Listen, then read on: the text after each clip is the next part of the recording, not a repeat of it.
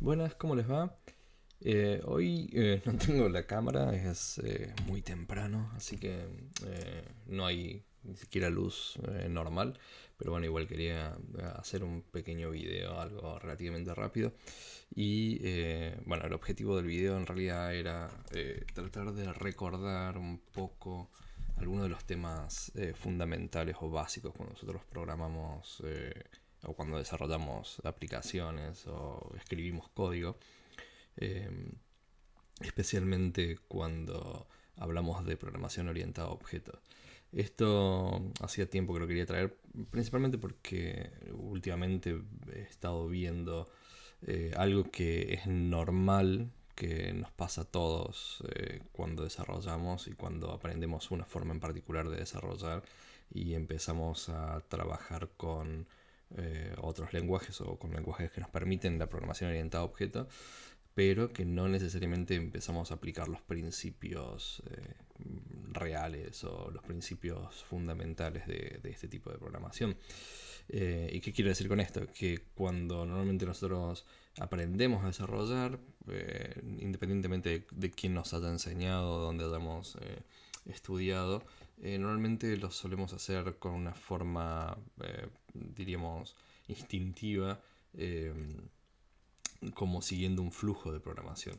Esto eh, tiene una forma, digamos, natural de representarse en lenguajes de programación como por ejemplo BASIC o lenguajes que no necesariamente teníamos objetos o clases o diferentes elementos, sino que simplemente poníamos una línea detrás de la otra. Por ejemplo, si queríamos llamar a una función, eh, llamábamos a la primera función, luego si queríamos esperar un resultado de otra función, esperábamos el resultado y así seguíamos simplemente escribiendo el código línea tras línea, sin pensar mucho más allá de con qué estábamos interactuando.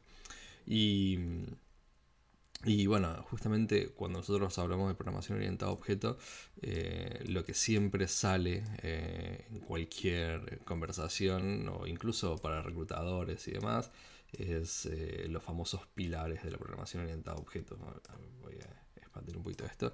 Eh, que nada, hice una búsqueda rápida sobre los pilares de la programación orientada a objetos y encontré esto, ni siquiera lo he leído, pero claramente habla de los cuatro pilares que nosotros vamos a encontrar en cualquier lugar, sobre abstracción, encapsulamiento, polimorfismo, herencia y demás, que de nuevo lo vamos a encontrar en la Wikipedia, lo vamos a encontrar en cualquier búsqueda en Google de forma rápida, pero que de cualquier manera estos son conceptos, no, digamos, conceptos de la programación orientada a objetos, pero que no necesariamente nos dicen nada o nos enseñan a mejorar nuestro código o la parte fundamental que es pensar cómo los objetos deben interactuar. Hay mucha otra documentación, obviamente, mucha otra información que habla sobre la programación orientada a objetos y qué otros principios nosotros debemos seguir, pero siempre vamos a caer en los principios fundamentales en esto y que lamentablemente ni siquiera son, o sea, si bien son los principios, no voy a negarlo ni nada, porque si no ya habrá alguien que se enoje y que diga que no, que no tiene sentido lo que estoy diciendo, pero si nosotros tomamos otros tipos de lenguajes, por ejemplo, que no sean Java o que no sean C Sharp o que no sea algún lenguaje que esté fuertemente atado a estos pilares y estas ideas, nos vamos a dar cuenta de que, por ejemplo, JavaScript, que se lo considera un lenguaje orientado a objetos, su modelo, su forma de implementar diferentes pilares, probablemente no necesariamente siguen todos los pilares de esos cuatro, no están todos perfectamente definidos, o no tenemos como lenguaje de programación, no tenemos sintaxis para poder implementarlo de la forma en como lo harían otros lenguajes, pero sin embargo sigue siendo un lenguaje orientado a objetos, o por lo menos podemos tratarlo de esa forma. Ha habido una discusión bastante interesante a lo largo de estos años, pero claramente se considera, por ejemplo, JavaScript, más allá de que no implemente las mismas cosas que otros lenguajes, se lo considera un lenguaje orientado a objetos. Entonces, Digo, no quiere decir que eso, de nuevo, que estén mal, no quiere decir que esté equivocada la forma de, de plantearlo. Simplemente a lo que quiero llegar es que cómo nosotros debemos empezar a pensar cuando desarrollamos código en lenguajes orientados a objetos, cómo debemos empezar a pensar más allá de esos 4 pilares y cómo debemos empezar a pensar los objetos. Y justamente para eso hicimos hace un tiempito atrás con algunos amigos, hicimos un ejercicio muy rápido tratando de llevar el código que nosotros estamos haciendo a algo lo suficientemente desacoplado, o por lo menos que no sigamos esos patrones que decía yo al principio, y que aprovechemos justamente las virtudes del lenguaje para poder trabajar. Entonces, una de las cuestiones que alguien había planteado en este ejercicio que estábamos haciendo era cómo podíamos nosotros, por ejemplo, teniendo, voy a colocar acá un ejemplo bastante clásico, teniendo una clase de tipo animal, ¿sí? Y teniendo otras clases que, por ejemplo, vamos a poner acá perro, que hereda de animal, ¿sí? Y teniendo, por ejemplo, otra clase tipo un gato, que también hereda de animal, ¿sí? ¿Cómo podíamos hacer para empezar a tener otro tipo de clases y tener una función o un método que devuelva instancias de estos objetos, de gato, perro y los otros que voy a crear ahora, sin tener que necesariamente heredar de animal particularmente, ¿sí? Entonces, por ejemplo, ¿qué quiero decir con esto? Supongamos que nosotros tenemos esto que son animales, pero después también podemos tener otro, abstract, una clase abstracta que en este caso, por ejemplo, sea, si tenemos robot, o sea, tenemos animal y tenemos robot. Voy a colocar esta acá arriba como para que veamos que son del mismo estilo, el mismo grupo, ¿sí? Entonces podríamos tener exactamente lo mismo en este caso, pero estos van a heredar de robot y esto va a ser perro robot y gato robot, ¿sí? Entonces básicamente tenemos dos grupos, ¿sí? Tenemos dos grupos, los cuales unos son robots, los otros son animales en sí, pero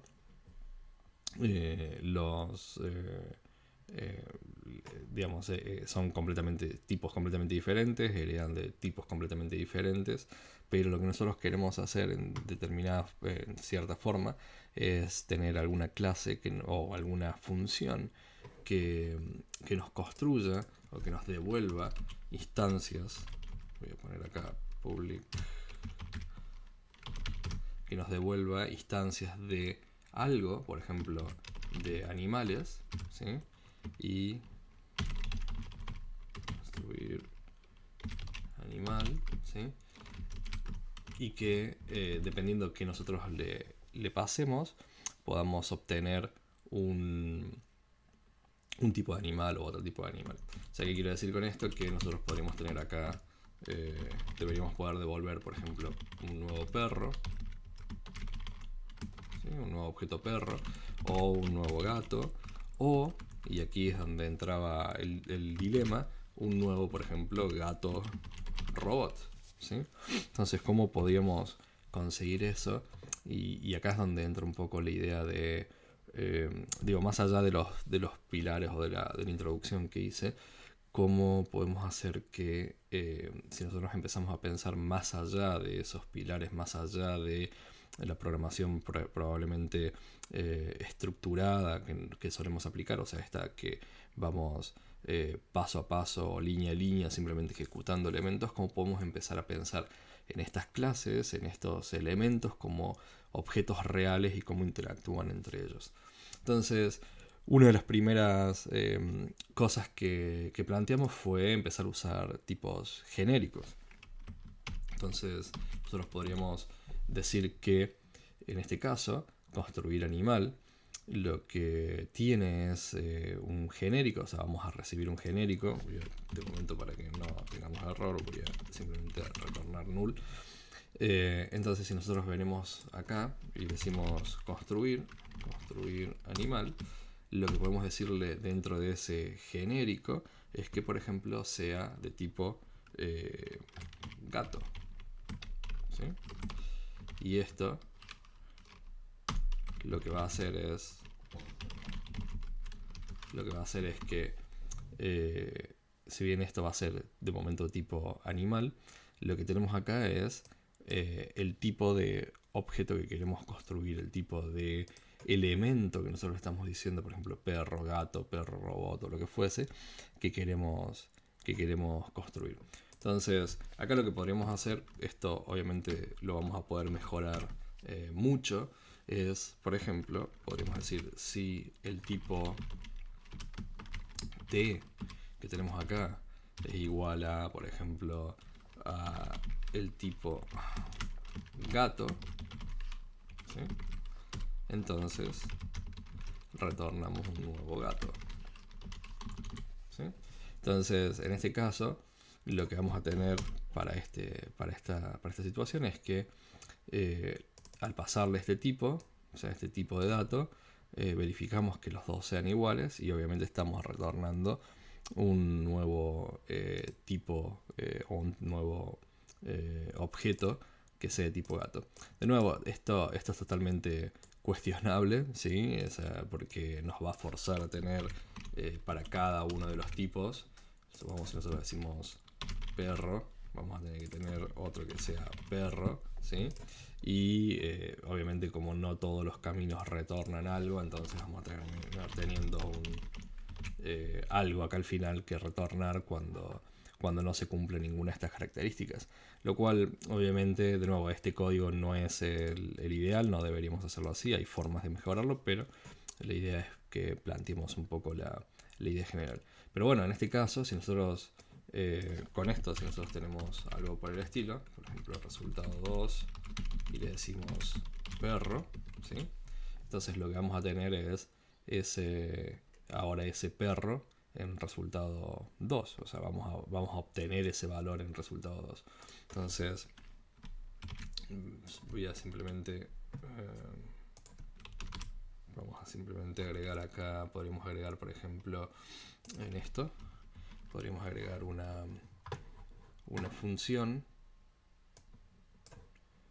que obligue, por ejemplo, a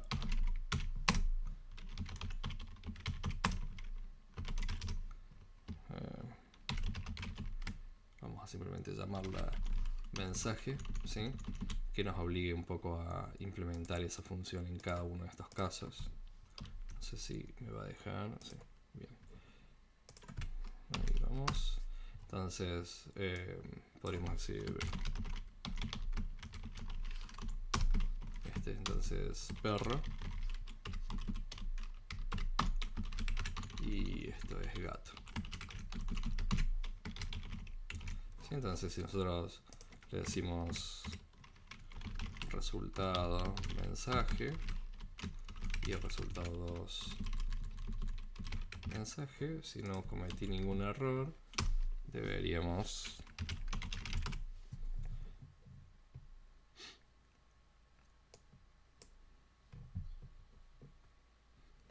tener los dos elementos, o sea, cada uno escribiendo su propio mensaje, y lo que claramente significa que obviamente cuando pedimos que nos creen un gato, tenemos un gato, cuando nos piden que creemos un perro, tenemos un perro.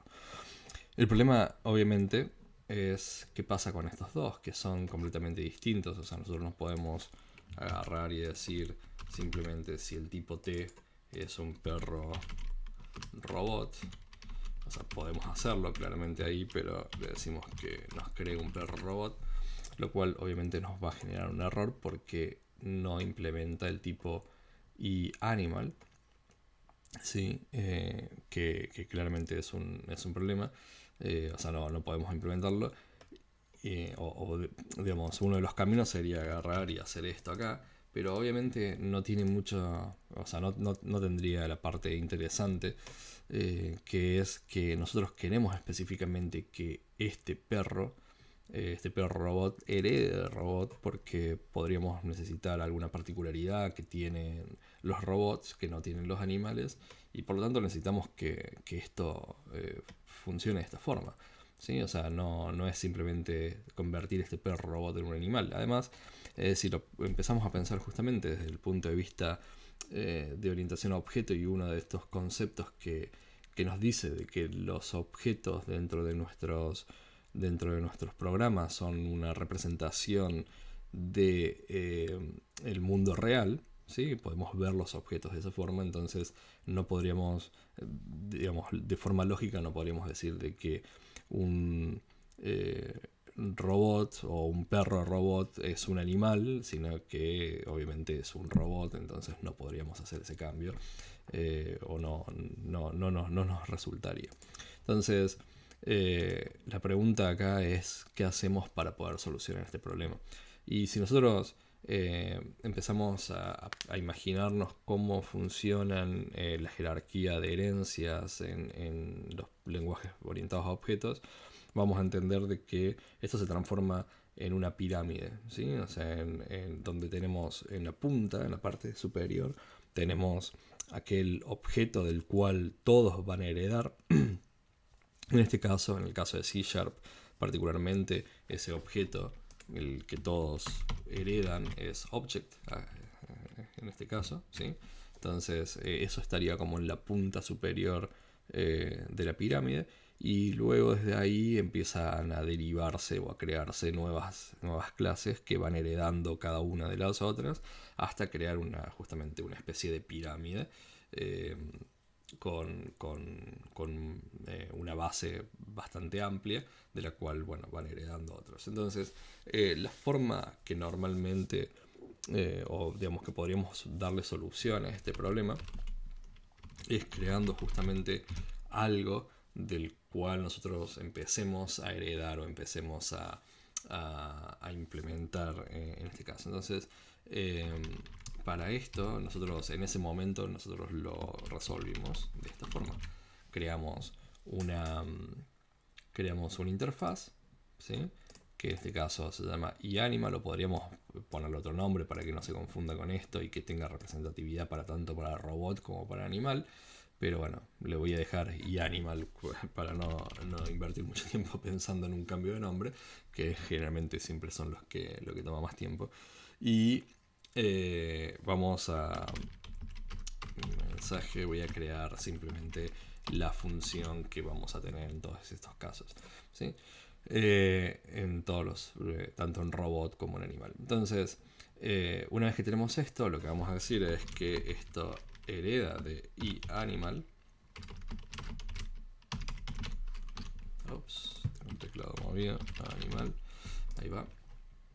Y lo mismo en este caso, eAnimal, ¿sí? Obviamente acá vamos a necesitar implementar esto, que lo vamos a forzar de la misma forma. Y vamos a implementar, voy a copiar esto para forzar a todos los casos.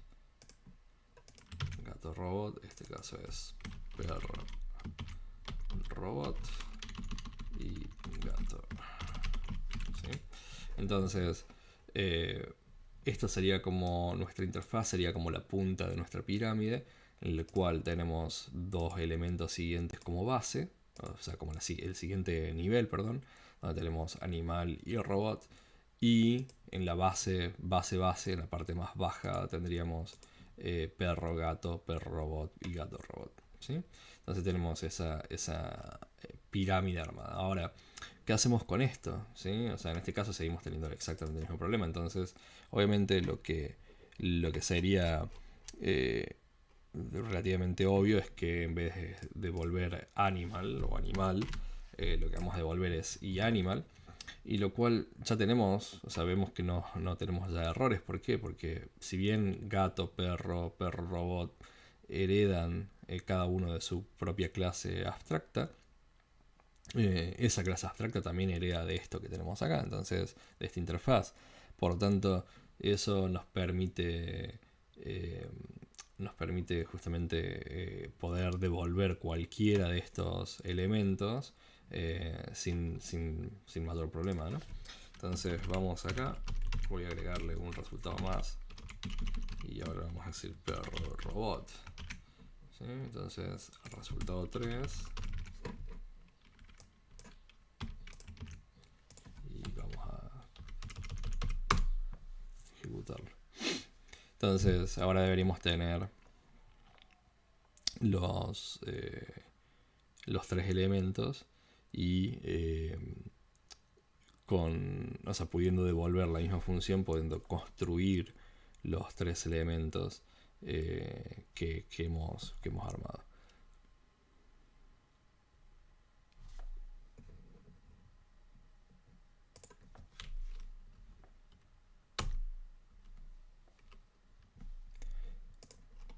Ups. A ver qué... No debería haber borrado esto. Se ve que... Vamos de nuevo. Ahí está. Entonces vemos que tenemos todos los casos. Solamente voy a agregar algo más como para tener un poco de decoración, y esto nos va a abrir la puerta un poquito para el siguiente video cuando hablemos un poco más sobre esto. Parte de la sintaxis de C# nos permite definir qué es lo que nosotros queremos hacer con este tipo T, o cómo queremos tratarlo, ¿sí? Entonces nosotros le estamos diciendo que básicamente que este tipo T que tenemos acá tiene que ser sí o sí, o tiene que implementar de alguna forma eAnimal. ¿Esto qué quiere decir? Nosotros en este caso, si nosotros no tenemos esta parte, lo voy a comentar. Como nosotros estamos esperando un tipo genérico, o sea, puede ser cualquier cosa. Entonces, si nosotros ponemos construir animal, yo podría ponerle acá que sea de tipo, por ejemplo, no sé, int, ¿sí? Porque claramente es un tipo de dato, o es un tipo es un elemento dentro del lenguaje, y podemos usarlo, ¿sí? Podemos pasarlo como un tipo. Entonces esto, lo que tenemos acá, nos permite de alguna forma restringir el acceso o la utilización solamente a ese tipo de dato que nosotros estamos esperando, ¿sí? Así que lo dejamos como un simple aditivo, como para poder tenerlo un poquito más estructurado.